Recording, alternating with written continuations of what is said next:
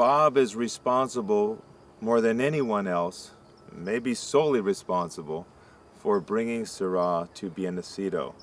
Bob, if you could tell us a little about the earliest days, which would be in the mid-'80s, and Right. When you first grafted over X Block with the Millers, and what the climate was like for Syrah in California at that time. Sure. Yeah, well, I started Qupe in 1982, and I was making Syrah, buying Syrah grapes from the Estrella River vineyard up in Paso Robles.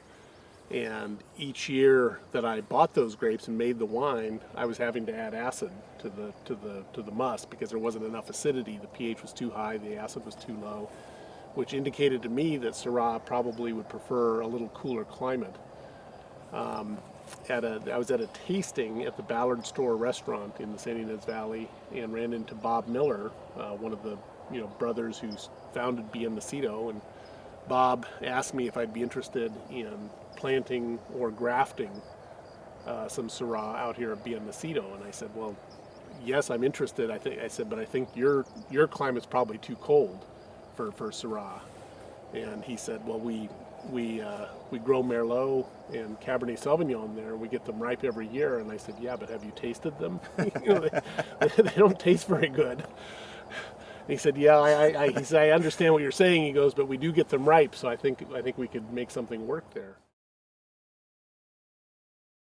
We did this grafting at Block X. I got the first crop in '87, and from the very beginning, the quality of the wine was real high, and we had an immediate following for the wine, and it sold really well, and we got a lot of critical attention, and it was really cool. And we had more demand for wine than we had grapes. So in the early '90s, the Millers came to me and said, we know that you are really liking our grapes and that you'd like to get more, we'd like to plant more for you. And we'd been talking about doing some custom blocks together, blocks where they were planting specifically for us. And they said, we'd like to plant some more Syrah. Where would you like us to plant it? And I said, right up there. And I pointed to the spot that we're standing on, because in the late '80s, I'd kind of hiked all over these hills and looked at the soils, looked at the exposure, and kind of got a feel for the lay of the land. And I thought that this was like an ideal spot to plant because it's up on a hillside, so you have kind of poor hillside soils. And it's got this southwest exposure, meaning it would get, as much, kind of maximize the sunlight, each day during the growing season. What I look for is, flavor in the grapes and balance in the grapes. I tend to, as you know, I tend to pick a little bit on the earlier side than most winemakers. I prefer wines that are a little higher in acidity, a little lower in alcohol, and a little bit more of that kind of spicy character that I think you get with lower sugar levels. Growing Syrah in cool climate, you can really kind of dial it in because it ripens so slowly and it comes in so late in the season. There aren't a lot of big spikes in the ripening. So what I like to do is I like to pick in either 2 or 3 different lots, depending on the crop levels. Our fermenters hold 4.5 tons, so what I like to do is get the first lot in at, say, 23 or 23.5, kind of in that range, and then depending on how that looks, determine on when to pick the next lot. And what I'm always shooting for is a balance of structure and acidity and alcohol that somehow falls in kind of between 13.5 on the low side, maybe 14.5 on the high side, but they're generally under 14%. So you've made the decision to harvest. The grapes are at the winery. What is your philosophy, winemaking-wise, and some of the procedures that you use to create the hillside? Sure, yeah. We use small open-top fermenters. I mentioned they hold 4.5 tons. Depending on the vintage, I'll use some whole clusters. With the 2012 that I think you're tasting today, we used about 1/3 whole clusters. So what we do is dump those bins right into the fermenter, get in and foot stomp them, and then we put destemmed fruit on top of that. I let the grapes cold soak for a few days, 3 to 4 days. We add a little bit of sulfur to prevent fermentation from starting too quickly. And I should back up to where we always are picking early in the morning, or sometimes now at night, so that we get fruit in cold early in the morning so that it starts off at a cool temperature.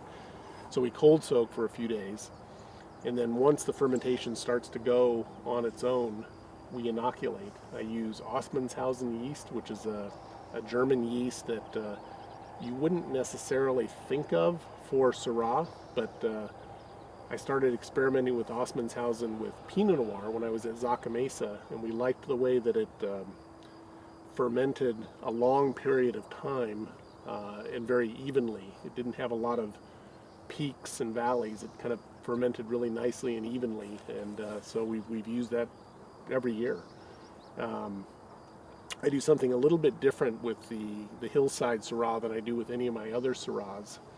When I made the first one in 1994, Jim Clendenin was experimenting with this method called Saignée barrel fermentation with Pinot Noir, where he was drawing some juice off of the fermenter right as the fermentation was getting going, and putting some juice into new barrels and barrel fermenting it, and then later adding that back to his final mix. So I experimented with the Syrah that I made from Z Block that year doing that, and I really liked the result. It gave it kind of a different twist, gives it this kind of toasty mocha character, and so I do that still every year. We draw about 10 to 12% of the juice out of the fermenter, put it into brand new Francois Frere Burgundy barrels, and barrel ferment it, and then later add that back. I like to use Burgundy barrels for Z Block.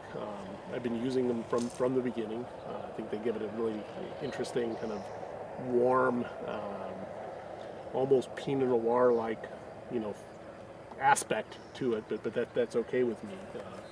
And the spice and the acidity that the Syrah has from this block really match well with that barrel. So I'm using about 50% to 2/3 new oak each year with the Z Block Syrah.